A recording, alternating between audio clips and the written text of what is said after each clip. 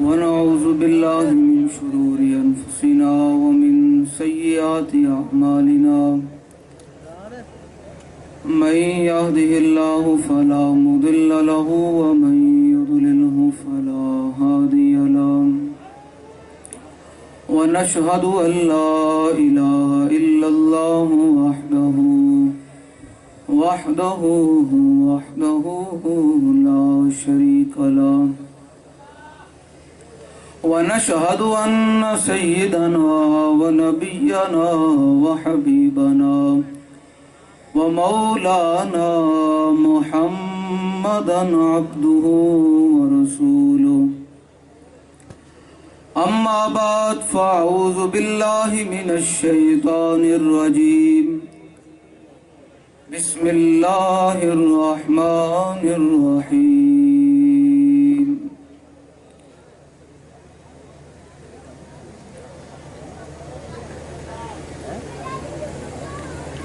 إن الذين يحادون الله ورسوله أولئك في الأذلين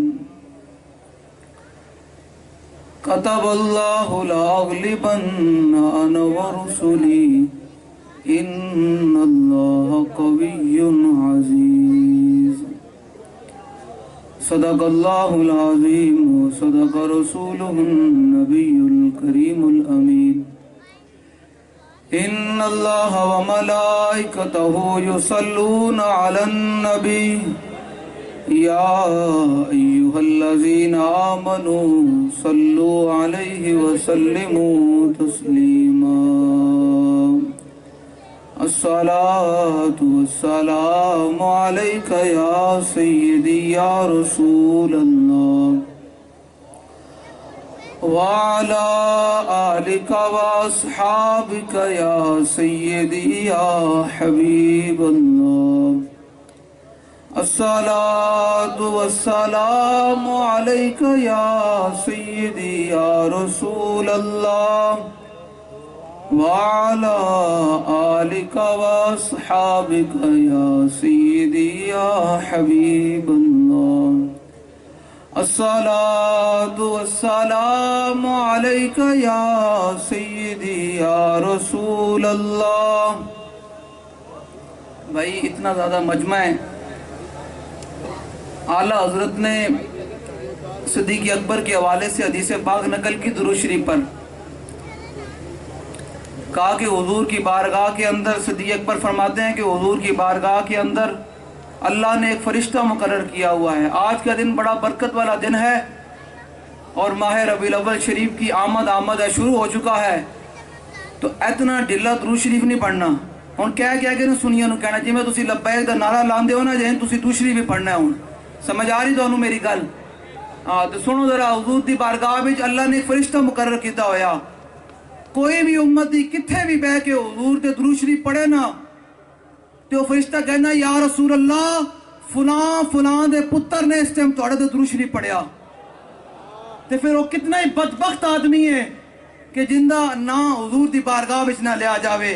تے پھر میں اعلیٰ حضرت بریلوی کو پوچھا، میں کہا دوستو حضور دی بارگاہ ہے کیڑی؟ اعلیٰ فرماتے ہیں نبی سرور ہر رسول و ولی ہے، نبی رازدار مع اللہ لی ہے بےتاب جس کے لیے عرش اعظم یہ اس راہ روے لا مکان کی کلی ہے. ایسا نہ ذرا بالکل جوش و جذبے نال. وہ بڑا بدبخت آدمی ہے سٹیج تے بیٹھا ہوئے یا مجمع وچ بیٹھا ہوئے جس دے نا بابا جی فرماتے ہیں کتنا خوش قسمت یار بندے دی گل ہے یار کہ بندے دا بھی نام لاوے جو بندے دے پیو دا بھی نام حضور دی بارگاہ وچ لیا جاوے.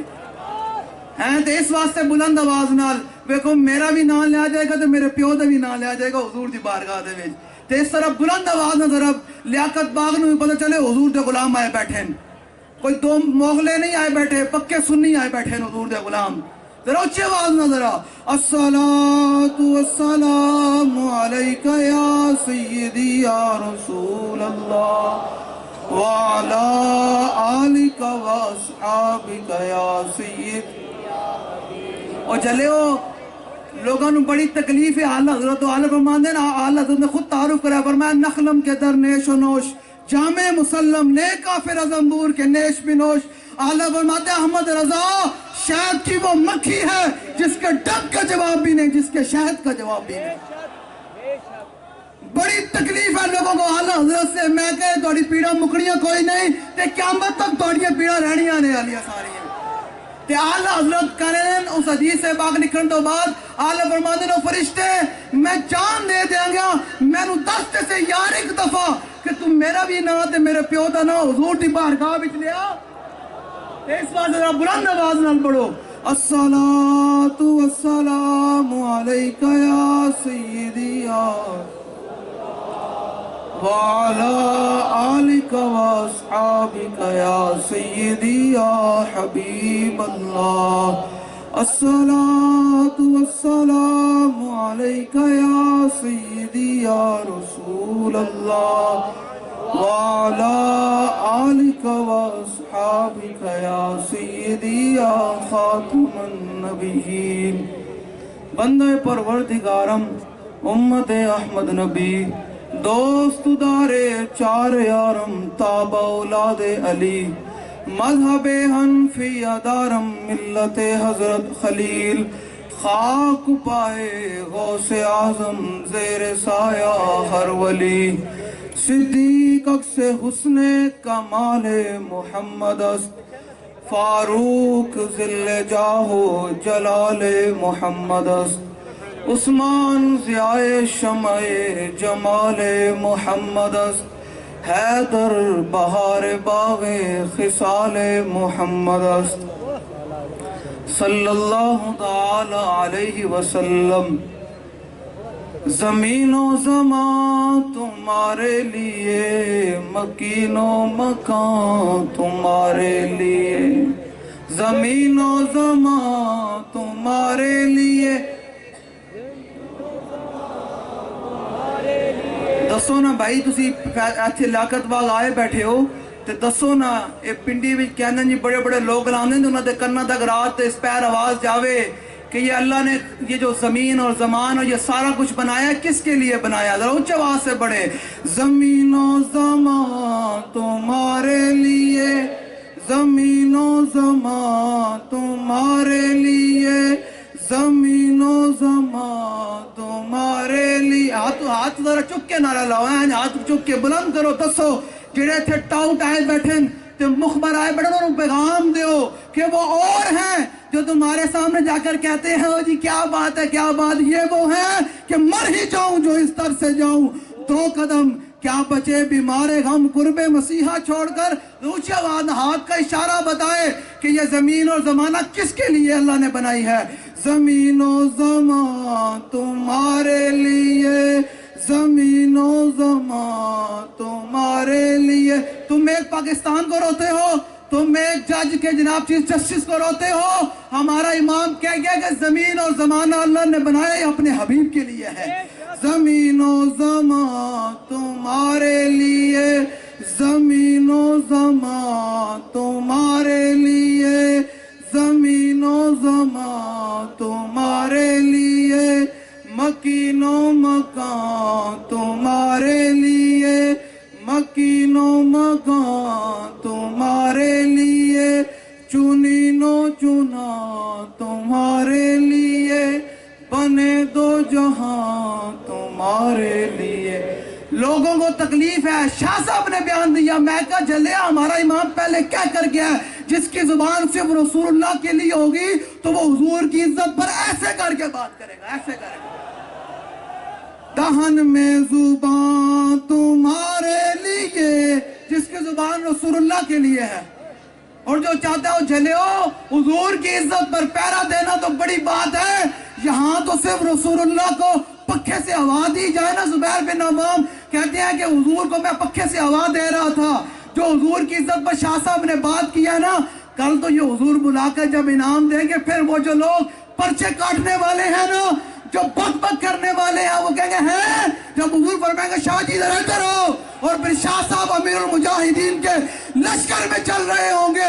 उस लश्कर के सिपा सलाह सिद्दीक़ अकबर होंगे, उमर फारूक होंगे, उस्मान गनी होंगे, हैदर कर्रार होंगे, इमाम हसन मुश्तबा होंगे, इमाम हुसैन होंगे, خالد بن ولید ہوں گے، حضرت مثنہ ہوں گے، حضرت شرحبیل ہوں گے، حضرت کاکا ہوں گے، ابو عبیدہ بن جراح ہوں گے، اور امیر معاویہ ہوں گے، امام اعظم ابو حنیفہ ہوں گے، غوث اعظم ہوں گے، داتا علی اجمیری ہوں گے، اور پھر امیر المجاہدین ہوں گے۔ تو پھر اس کا منظر ہی کیا ہوگا؟ ہمیں تھوڑی بابا جی فرمائیں گے ہم سوئے عشر چلیں گے، ہمیں علامہ مزر جانا جانا نے گل نہیں کی تھی، علامہ مزر جانا جانا فرما دینا اور جلیا تنو پتہ ہی نہیں قیامت دا منظر کی بن جانا، ہم سوئے حشر چلیں گے شاہ ابرار کے ساتھ۔ اے اللہ نے جنہیں قیامت برپا کی تھی نا، وہ کسی دی بوتھی واسطے نہیں کی تھی کہ جناب فلاں فلاں، نا، ہمارا امام بولا کہ اللہ نے یہ کس لیے سارا قیامت کا باشر برپا کیا، وجہ کیا ہے؟ عالم فرماتے ہیں کہ فقط اتنا سبب ہے انعقاد بزم معاشر کا کہ شان محبوبی دکھائی جانے والی، جڑے آج نہیں مندے نا، جڑے آج منہ بسوڑ دیں تو آج لبیک کے نعرے کو سیاسی کہتے ہیں، تاجدار ختم نبوت کے نعرے کو سیاسی کہتے ہیں، منصب نبیین کے نعرے پر کرتے ہیں۔ تو اعلیٰ حضرت کے جو بھائی ہیں حسن رضا فرماتے ہیں کہ حشر میں منہ تکتے پھرتے ہیں عدو، اعلیٰ حضرت فرماتے ہیں حشر میں منہ تکتے پھرتے ہیں عدو، کہ آفتوں میں پھنس گئے ان کا سہارا چھوڑ، آفتوں میں پھنس گئے جو جلیا قیامت والے دن کہ لبیک والے دن آج اگے جا رہے ہیں، آج تک قیامت نو بھی لبیک لگ رہا، آج تک قیامت نو بھی تاجدار ختم نبوت کا نعرہ لگ رہا۔ تو ہمارا امام میں اعلیٰ حضرت کی گل اس واسطے کر رہا ہے، بڑی تکلیف ہے لوگوں نو، تے دور تک تکلیف پہنچانی میں انہوں نے نہیں۔ ہاں ہم بزرگوں کی کشتیوں کے قائل نہیں ہیں، لیکن یاد رکھنا جو بھی حضور کا غلام ہے وہ ہمارے سروں کا تاج ہے۔ ہاں گلہ کرنیاں بڑے دیا وہ تو تھے تمہارے آباد، تم کیا ہو یہ تو بتاؤ ذرا، تم صرف حلوے مانڈے کھانے اور نظارے لینے کے قائل ہو۔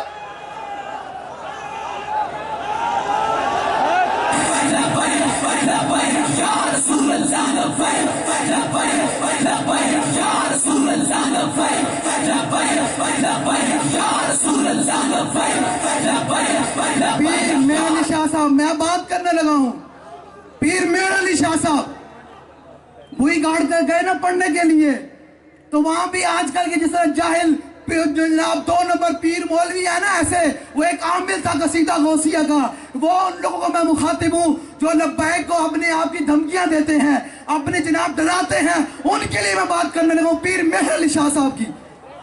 اصلا پنڈی آئے بیٹھے ہیں نا، پھر پیر صاحب دی گل نہ ہوئے تو میرے گل ہو سکتی۔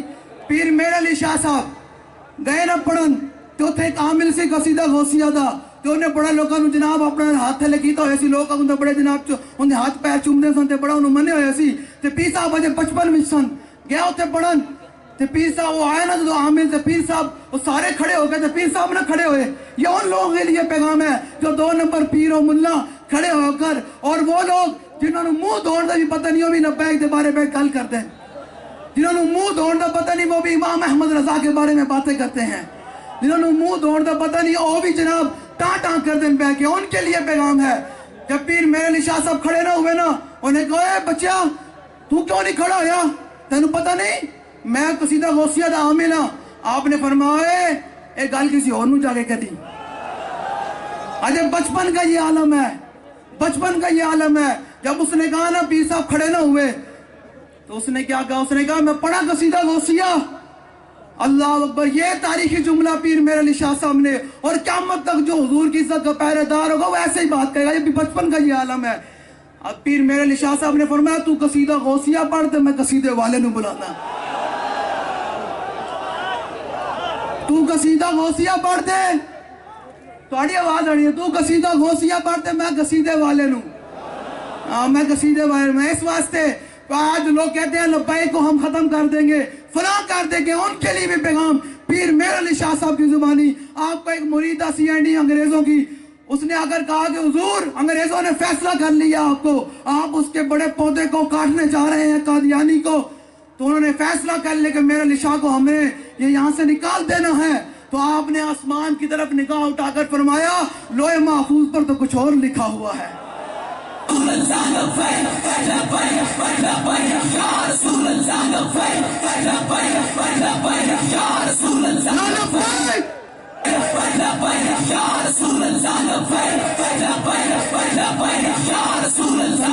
پیر میرا نشان ہے، اب گولڈے سے نہیں جانا، اب انگریزوں نے یہاں سے جانا ہے. تو یاد رکھنا یہ بات، انشاءاللہ وہ وقت آنے والا ہے کہ پارلیمنٹ کی چھت پر حضور کے دین کا جھنڈا بلند ہوگا. ہوگا یا نہیں ہوگا بھائی؟ ہوگا یا نہیں؟ ہاتھ ہجے بڑے تھوڑے نہ تھلے آن بھائی. ہم نے تو اپنی محنت کرنی ہے نا، ہمیں اپنی محنت کا صلہ ملنا ہے. سنیں ذرا، آج جو آپ اس رات آئے پیر بیٹھے ہیں اور حضور کی ختم نبوت کا جھنڈا بلند کیے بیٹھے ہیں، ان کے لیے حضرت زبیر بن عوام حضور کو پکھے سے ہوا دے رہے تھے. حضور نے پکھے نال ہوا دے رہے ہیں. میرے آقا مولا صلی اللہ علیہ وسلم کی چشمان مبارک بند ہو گئی. کافی دیر کے بعد میرے آقا بیدار ہوئے تو فرمایا، زبیر تم مجھے اس وقت سے پکھے سے ہوا دے رہے ہو؟ کہ یا رسول اللہ اسی وقت سے پکھے سے زیادہ آواز دے رہا ہوں، درمیان میں بند نہیں کیا. یہ ذرا سنیں، جن کا ہم کام کرتے ہیں وہ انعام یہ دیتے ہیں. حضور نے فرمایا، زبیر یہ جبریل کھڑے ہیں اور تمہیں سلام پیش کر رہے ہیں.